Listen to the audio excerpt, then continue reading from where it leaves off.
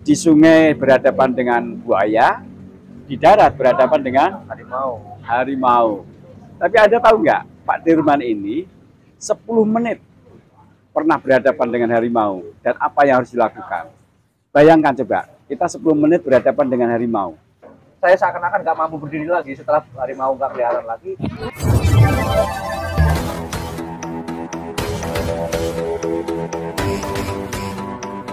Bersama kami Sumek Seminggu Polling dari desa. Perjalanan Pak Dirman ini ya berliku-liku karena beliau ini tinggal di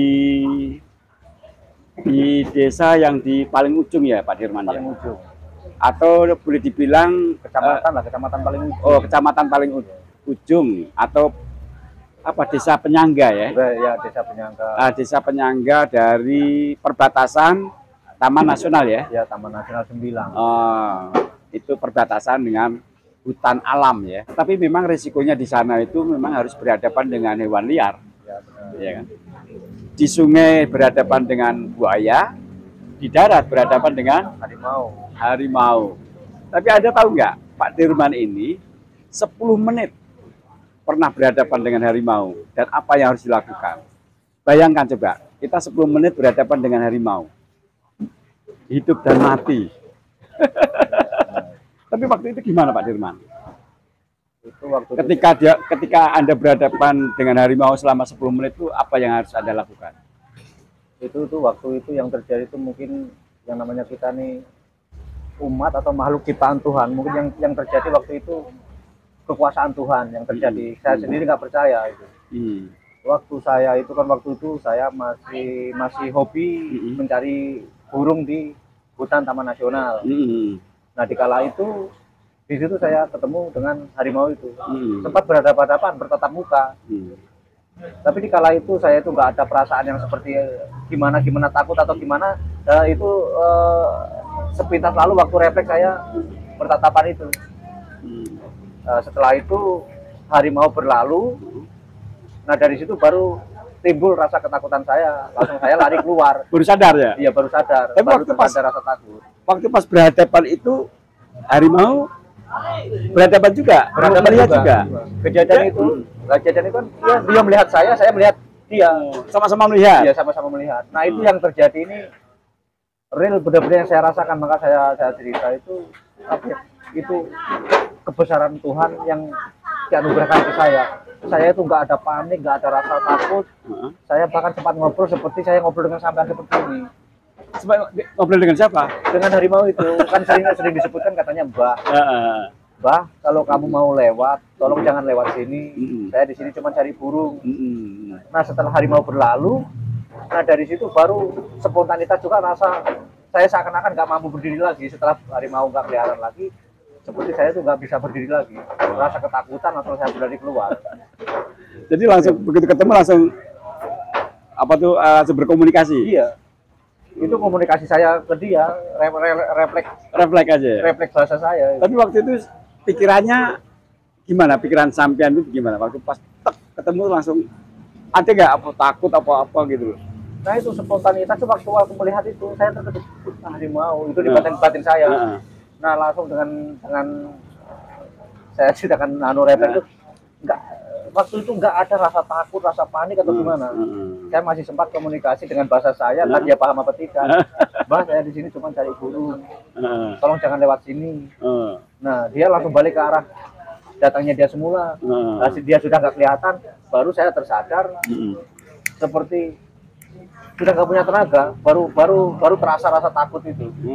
Itu yang terjadi. Makanya tuh kalau diceritakan itu seperti nggak masuk akal, tapi yang saya ceritakan ini benar-benar saya nggak buat-buat.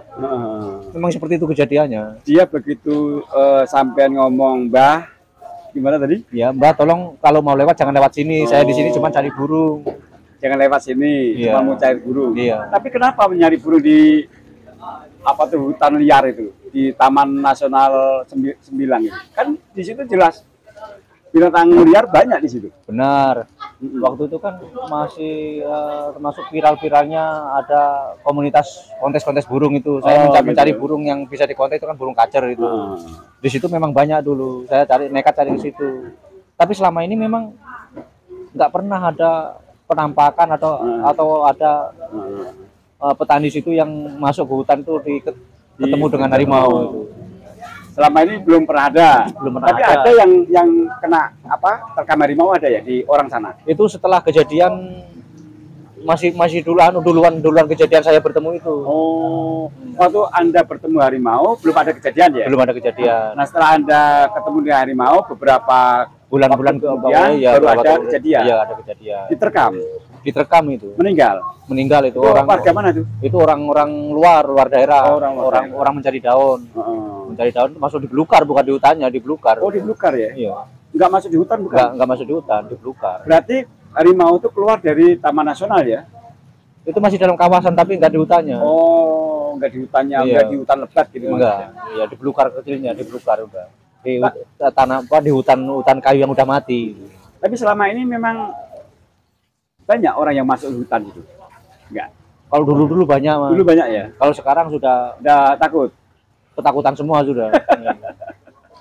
Apalagi sering banyak kejadian yang harus berurusan dengan binatang-binatang buas di situ. Sekarang jarang lagi bisa dihitung udah masyarakat yang aktivitas di situ. Tapi waktu itu Anda masuk hutan itu bawa senjata nggak? Enggak ya. Senjata kami cuman parang untuk merintis, untuk jalan ya. Sama perlengkapan untuk menangkap burung itu aja. Setelah kejadian itu sampai sekarang sudah, alhamdulillah saya juga nggak pernah masuk hutan cari burung lagi. Itu saya jadikan sebagai suatu peringatan. 10 menit itu antara hidup dan mati ya? Ya benar, kalau fakta kejadiannya antara hidup dan mati. Karena sudah berhadapan. Itu berapa meter kira-kira? Kurang lebih sekitar, seingat saya itu ada 10 meter? Kurang lebih 10 meteran, Mas. Wih, 10 meter. Iya. Ya itu, alhamdulillahnya itu saya sempat terdengar pergerakan dia. Oh, dia kan datang dari belakang saya dia itu. Dari belakang kamu? Iya. Kalau dari belakang bahaya itu. Itu datang dari belakang saya. Kalau dari kan harimau itu kan rekamnya kan dari belakang. Iya, rata-rata. Nggak mau berhadapan kan?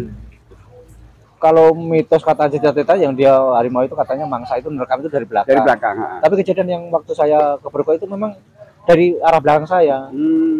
Saya dengar ada suara. Terus kamu belok gitu. Kok suara ini nggak seperti suara-suara biasanya, agak ada aneh ya. Ada aneh. Nah saya berdiri, nengok ke belakang, ternyata harimau itu. Udah diikuti ya. Ya itu benar-benar saya termasuk. Ya, dalam posisi begitu tahu bahwa itu harimau, terus kamu diam bergerak lagi. Diam nggak bergerak, tapi saya itu masih sadar ngomong itu nggak ada rasa takut.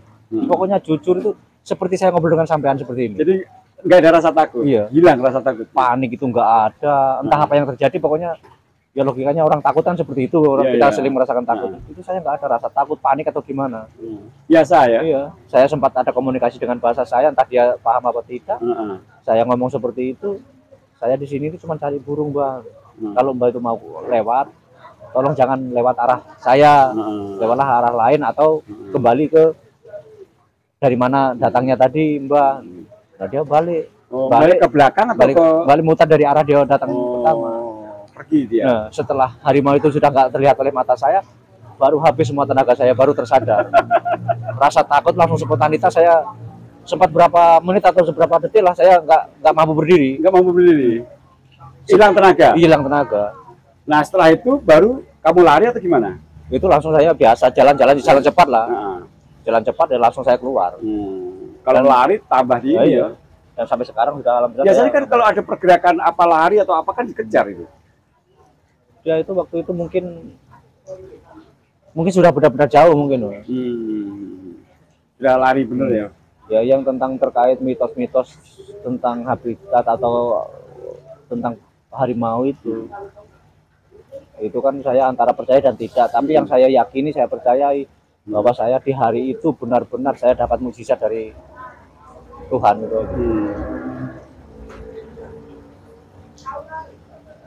Itu enggak benar-benar sampai sekarang itu saya bayangkan waktu orang diterkam itu nggak sanggup saya bayangkan sendiri kejadian waktu saya alami sendiri itu.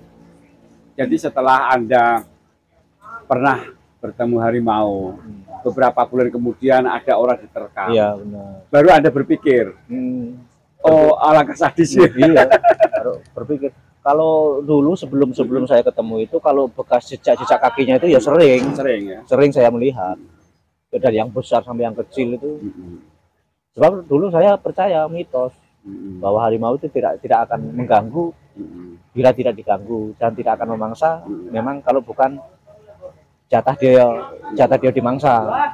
Memang mitos seperti itu. Memang risiko desa penyangga atau perbatasan langsung dengan Taman Nasional Sembilang seperti yang sering terjadi kalau nggak buaya harimau. Iya. Nah, untuk serangan buaya itu sudah berapa banyak? Kalau setahu aku yang di dekat desa saya itu baru kejadian ada. Kan ada yang meninggal ya? Iya, yang saya dengar itu yang benar-benar ada 9 kali, 5 kali, 9 kali. Empat kali yang saya sempat dengar dan itu memang terbukti ya, memang ada kejadiannya itu 4 kali. 4 kali. Kalau ada yang putus juga kakinya kan? Ada yang putus kakinya itu termasuk lain desa. Oh, lain desa. Kalau yang dekat di desa saya masuk kawasan desa saya lah, walaupun kawasan Taman Nasional. Itu 1 mati. Orang-orang yang mengelola tambak di kawasan TN itu. Terus ada orang yang diserang masih selamat. Terus ada diserang lagi itu orang-orang luar daerah. Itu mungkin nggak ketemu juga jasadnya. Saya nggak dengar lagi informasinya. Terus yang terakhir itu masih saudara saya sendiri. Itu katanya juga itu sempat disambar tapi alhamdulillah nggak kena. Karena memang di wilayah itu memang wilayah ini ya, habitat ya. Memang seperti kalau bilang habitat memang seperti itu di sarangnya tuh, Mas. Sarangnya. Yang di kawasan kami itu di desa kami itu kan situ kawasan TN penyangga. Di situ kan ada alur yang dikelola untuk budidaya ikan bertambak oleh masyarakat situ. Nah, itu kan tembus ke laut ke Pulau Tikus itu. Nah, dari berita yang selama ini saya dengar, bahkan saya dulu juga pernah sekali melintas di situ, memang di daerah Pulau Tikus itu katanya sarangnya. Memang tempatnya nian. Memang tempatnya nian katanya. Buayanya besar-besar, Bro. Besar-besar katanya. Kalau saya sendiri tuh nggak pernah melihat kalau buaya itu. Besar-besar katanya. Tapi memang sering yang terjadi di mangsa buaya kan orang dari sana. Lalan juga kan? Lalang. Iya. Lalang apa lalan? Lalan ya. Dari lalan. Yang beberapa waktu yang lalu kan, yang baru-baru ini kan meninggal juga kan? Iya, meninggal juga.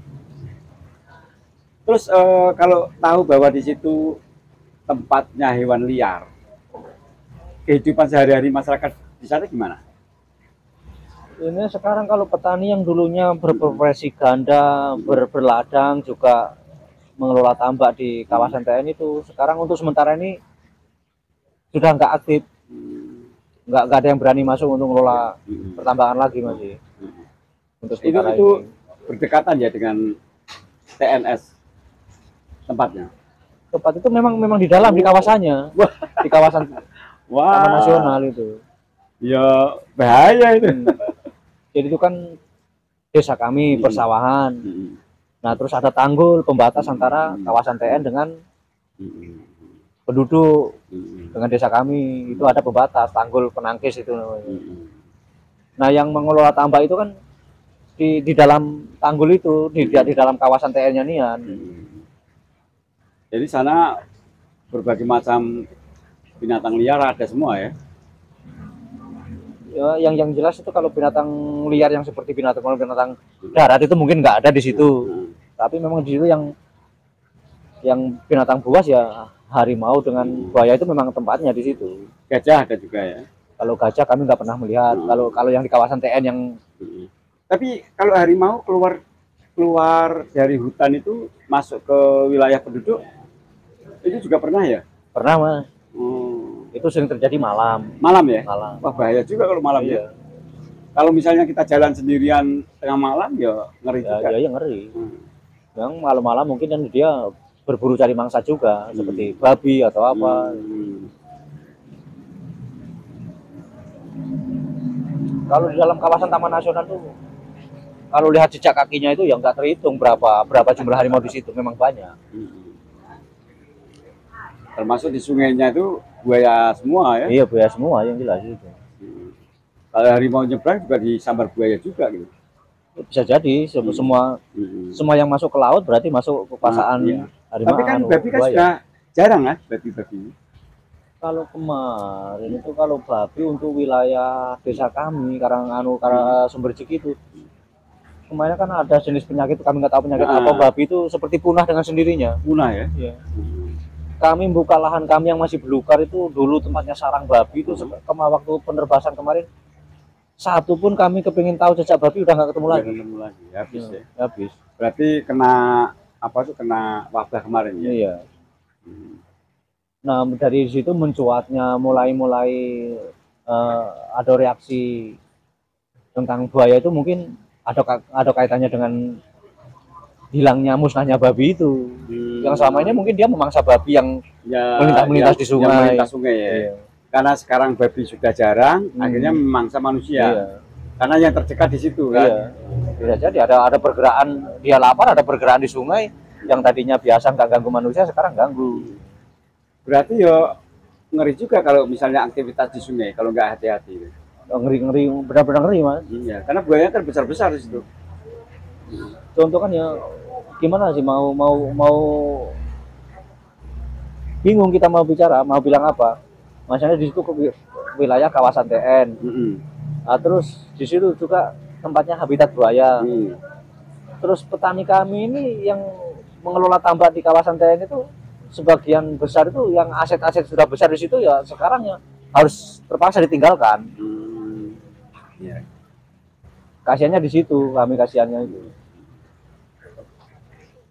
Itu kan profesi ganda, selain bertani dia mengelola tambak di kawasan TN. Iya. Sahabat Cuma Seminggu, itulah sebelumnya bincang-bincang kami dengan Pak Dirman, petani inovator dari Karangagung Ilir, Desa Sumberjik, Kecamatan Karangagung Ilir ya, Kabupaten Banyuasin. Nah itulah apa yang dirasakan Pak Dirman ya, atau warga di Karangagung Ilir yang merupakan perbatasan Taman Nasional Sembilang. Ya was-was, selalu was-was. Di darat was-was dengan harimau ya, di sungai was-was dengan buaya. Tetapi memang di sana kehidupan di sana sudah membaur dengan alam sehingga sama-sama mengerti ya. Artinya ya selalu waspada. Kalau misalnya aktivitas di sungai juga harus waspada karena buayanya juga besar-besar.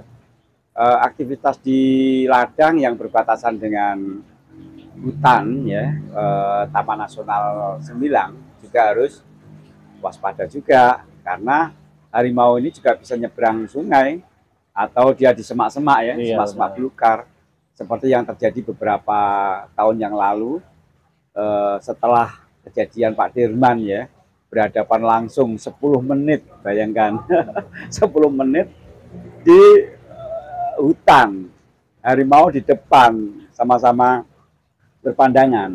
Tapi kan awalnya kan Pak Dirman awalnya kan berjalan, tapi dia punya feeling mendengar suara di belakang, ternyata harimau siap menerkam.